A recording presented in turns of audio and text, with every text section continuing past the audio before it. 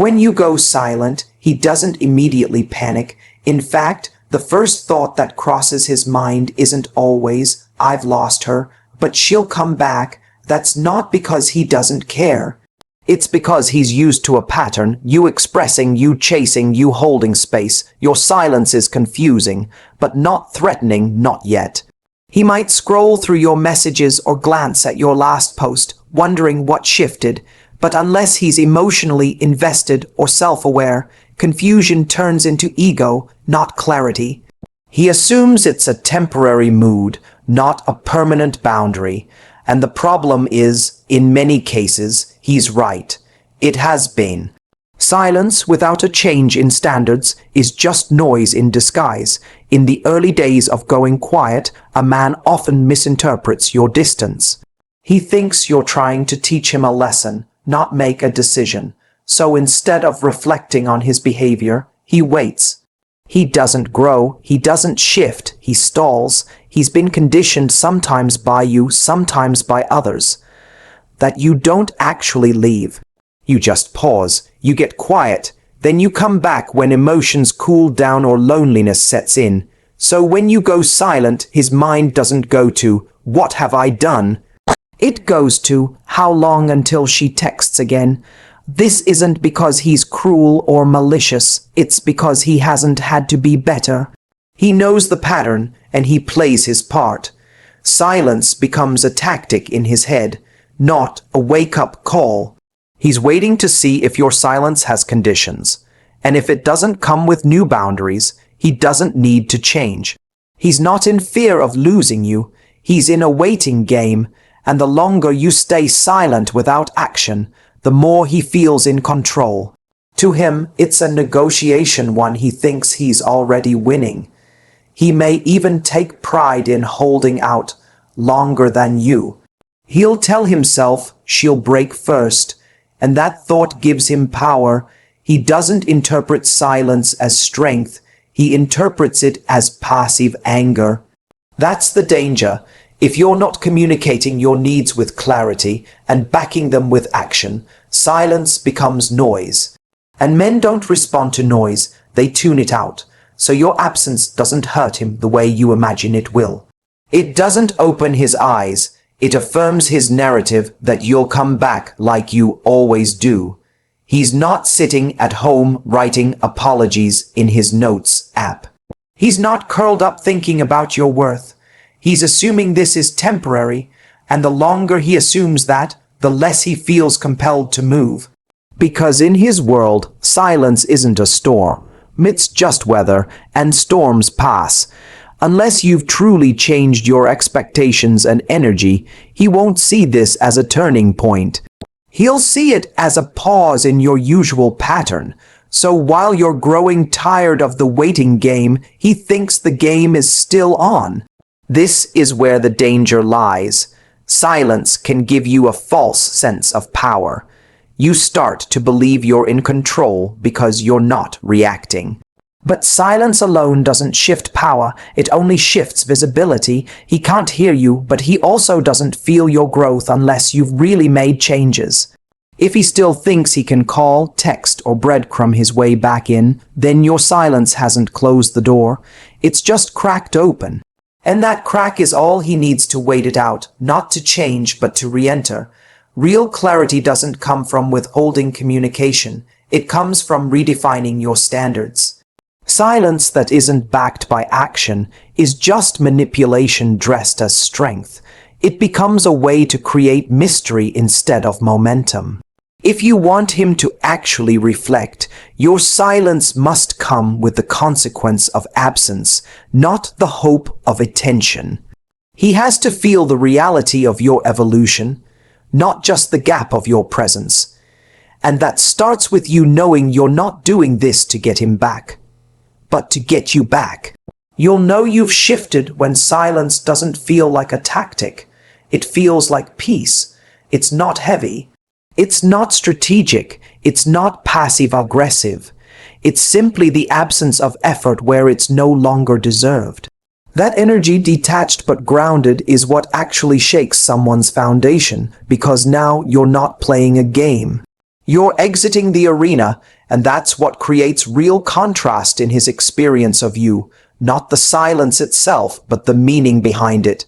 He can feel the difference between silence filled with longing and silence filled with self-worth. When it's the former, he waits. When it's the latter, he wonders. That's the moment that matters, not when you stopped speaking, but when you stopped hoping he'd respond. That's when silence goes from a tool to a truth. That's when he feels the shift. And even if he never says it, he knows something's changed. Not because you're gone, but because you're no longer reachable in the same way. Most people think going silent is about teaching someone a lesson. But real growth happens when you stop trying to teach and start trying to live. Your silence isn't a punishment. It's a boundary. It says, this is where I stop showing up for someone who isn't meeting me there. And that's not about hurting him. It's about healing you. When you move in that energy, you no longer care what he's thinking day by day, because you're finally listening to yourself.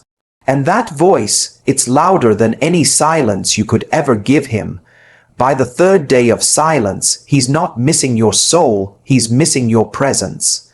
There's a difference. He's not replaying your deep conversations or the little things you did for him. He's noticing the space you used to fill, the good morning texts, the quick replies, the validation he's grown used to. They're gone. And now the absence starts to itch, but not always in the way you want. It's not necessarily his heart that feels empty. It's his ego that feels unfed. He begins to feel the lack, but doesn't yet connect it to loss. It's discomfort, not regret. He hasn't reached the depth. He's just feeling the dent. At this stage, it's easy to mistake ego's discomfort for emotional realization. But what you need to understand is that attention is addictive. He got used to the rhythm of you being there. Your energy, your effort, your consistency. When that rhythm breaks, his mind notices. Not because he's awakened to your value, but because his comfort has been disrupted. That's what ego hates: disruption. It wants control, and silence steals that, so he doesn't feel a genuine pull toward you. He feels a pull toward the power he lost when you stopped showing up. This is when he might test the waters. He'll send a vague message, a meme, a "Hey, how are you?" But it's not vulnerability, it's bait. He's not trying to reconnect emotionally. He's checking to see if he still has access. If you respond, even warmly, he logs it as a win. In his mind, the dynamic hasn't changed. You're still reachable, so your silence has a leak, and he knows where to find it. That single reply can validate his idea that he hasn't really lost you, just misplaced you for a moment. If you ignore the message, though, something shifts. Now his ego starts to panic, not because he loves you, but because the door might actually be closing. He's not used to doors closing without his permission. He might scroll through old photos or reread your messages, not because he's feeling sentimental, but because he's scanning for signs of control. What did he miss? Where did the shift start? It's not always self-reflection. It's often strategy. Ego reflects only to regain dominance. And if he thinks you're slipping out of reach, he may try harder, not to love better, but to win louder. When someone is used to attention, silence feels like starvation. It's not that they cherish the connection, they crave the comfort. And in a world where validation is currency, your withdrawal feels like theft. He might say he misses you, but dig deeper. Does he miss you, or does he miss the way you made him feel about himself? Because there's a big difference. One is love, the other is ego, dependency, and in this phase, most of what he feels is rooted in the second. You were his mirror, now it's gone, and he doesn't know who he is without the reflection. This is why you have to be careful with silence as a tactic. If your goal is to make him feel your absence just so he'll come back and validate you, then you're still orbiting him. That's not silence, that's emotional noise waiting to be acknowledged. True silence isn't about getting him to miss you. It's about getting you to meet yourself again. If his ego is speaking louder than his heart, let it. Let it talk itself into confusion, let it spiral. Because only when the ego burns out does the soul start to speak. If he does reach out during this time, notice the tone. Is it real curiosity we didn't disguise as charm? Does he ask questions that show growth? Or does he drop a message to keep you emotionally tethered? "I've been thinking about you" sounds romantic until you realize he's been thinking about what you used to give him, not what he failed to give you. Ego wants the reward without doing the work. And if you reply too quickly, too warmly, you teach him that he doesn't have to evolve. Just wait. The man who genuinely cares will do more than test you. He'll transform. He'll feel the silence not just in his day, but in his chest. He won't just send messages to see if you're still hooked. He'll reflect, question, and grow. He won't try to regain control. He'll want to rebuild trust. That's how you tell the difference. Silence reveals whether someone's discomfort is rooted in loss or entitlement. And most people don't want you back. They want you to come back to them. There's a huge difference, and so many women in these moments misinterpret attention as affection. A message shows up, and suddenly your heart skips, thinking, he misses me. But missing someone isn't hard. It's what you do about it that matters. Anyone can miss you when you're gone. It's who's willing to show up differently when you return that reveals the truth.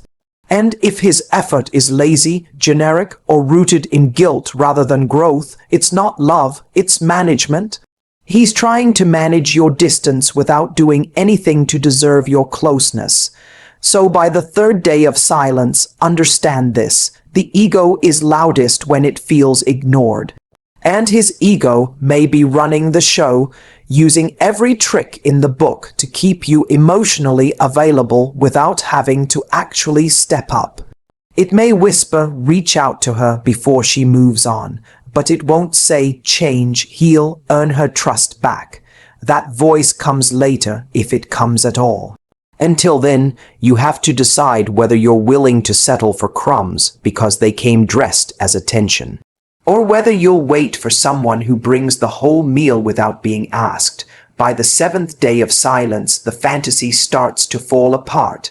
Whatever story you told yourself about him missing you, chasing you, realizing your worth, if it hasn't happened yet, it probably won't.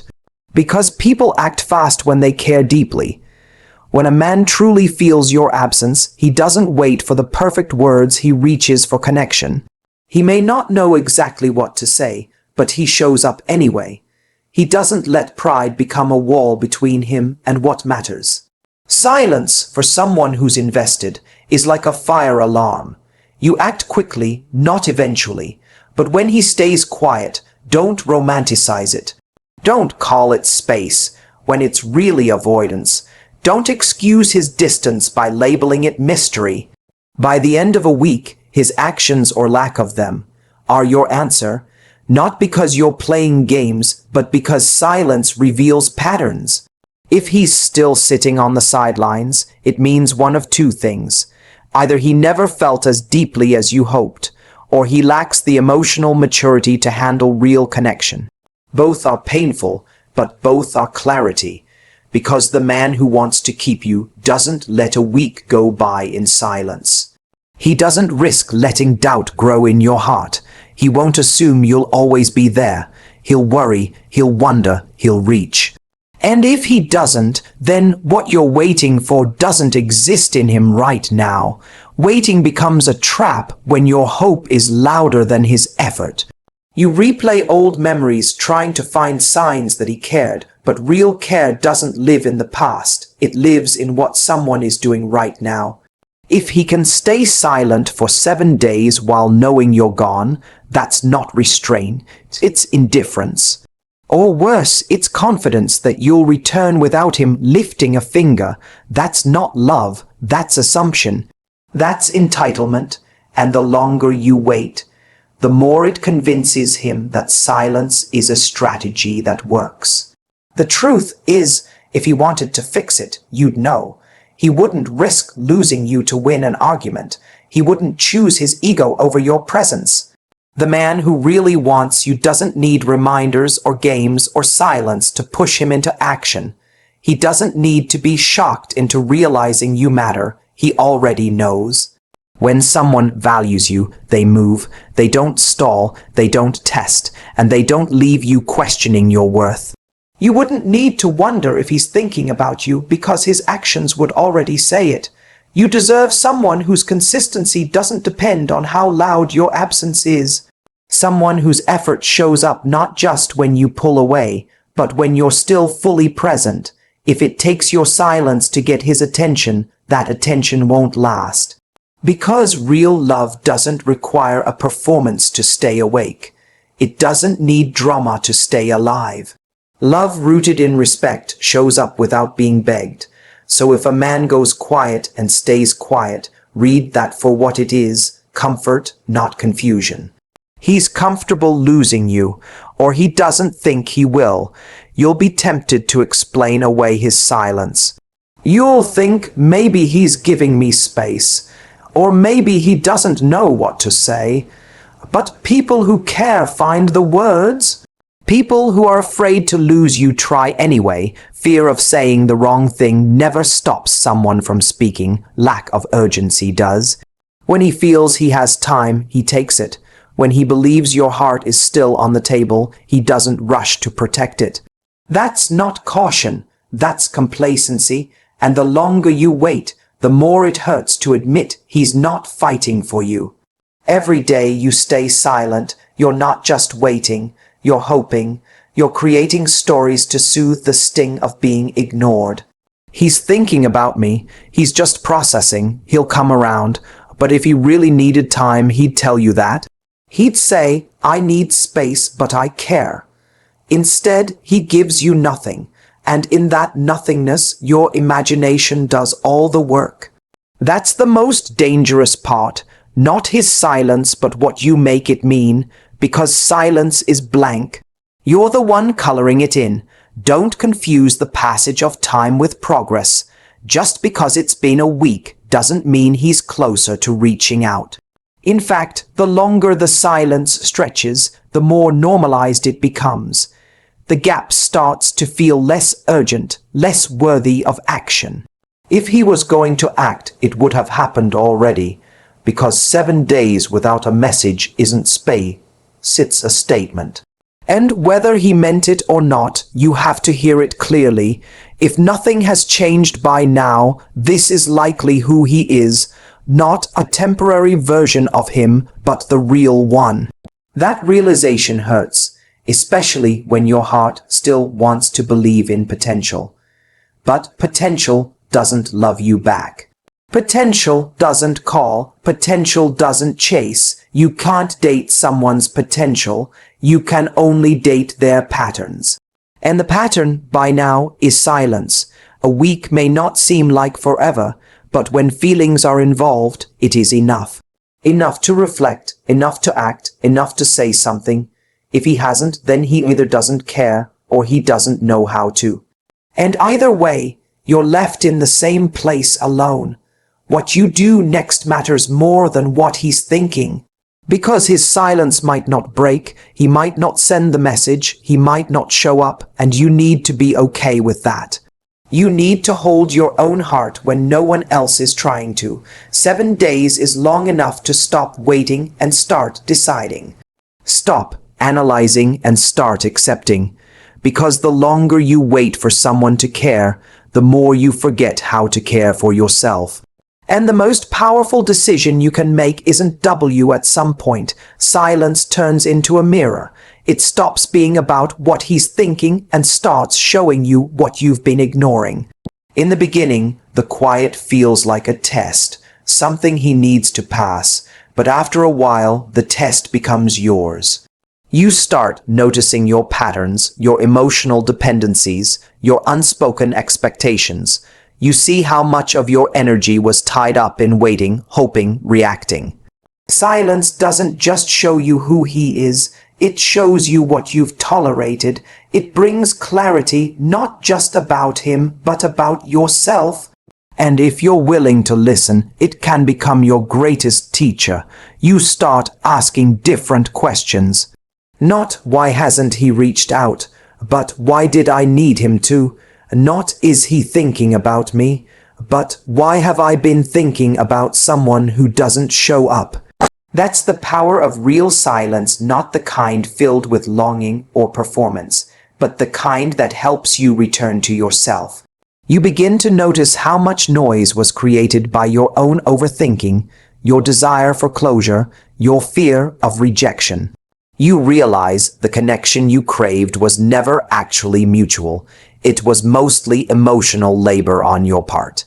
And now, the quiet is giving you room to breathe without someone else dictating your worth.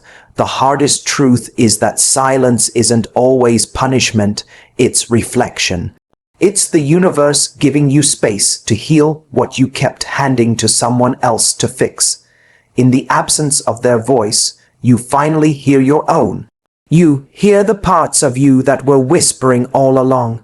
This isn't enough. You deserve more. You don't have to chase. Those voices were drowned out by the noise of proving, fixing, and overinvesting. Now they are clearer. Silence teaches you what consistency never could, that being chosen isn't something you should have to earn. You may have thought you were being patient, loyal, understanding, but you were actually just afraid. Afraid of being alone, afraid of letting go, afraid of admitting that love on its own isn't always enough. And that fear kept you performing, giving, staying. But now, in the quiet, you're starting to confront those fears. You're starting to ask why love has always felt like something you had to work so hard for, why someone's attention felt like oxygen. And you start to understand that this was never just about him. It was about the part of you that believed silence was a threat, not a gift. The longer the silence stretches, the clearer things become. Not because he suddenly starts explaining himself, but because you stop distracting yourself with what you wish he'd say. You begin to look at the relationship for what it was, not the highlights, not the hope, but the pattern. You see how many times you filled the space between his words with your effort, how many times you let his inconsistency slide because the connection felt real. But connection isn't enough. Consistency is the true test, and his silence is the answer you were avoiding all along. Eventually, the silence becomes less about him and more about your healing. It becomes a boundary, not a punishment. A choice, not a tactic. You stop using it to provoke a reaction and start using it to protect your peace. You're no longer waiting for him to break the silence. You're learning to live inside it. You find your own rhythm again. You remember who you were before his attention started defining your days. You begin to fill the space with your own voice, your own energy, your own standards. And that's when silence becomes transformation. He might notice the change. He might sense that the energy has shifted. But by then, it won't matter, because your silence won't be about making him miss you. It'll be about honoring the part of you that finally stopped missing yourself. You'll stop measuring your worth by how much someone returns, texts, or notices your absence. And in that shift, your energy becomes magnetic, not desperate. You're not chasing, you're choosing. You're not waiting, you're walking forward. And nothing is more powerful than a woman who realizes her peace is worth more than anyone else's attention. Silence also reveals how many of your needs were going unmet. When you stop focusing on the next message, the next reply, the next breadcrumb, you start noticing how emotionally starved you were.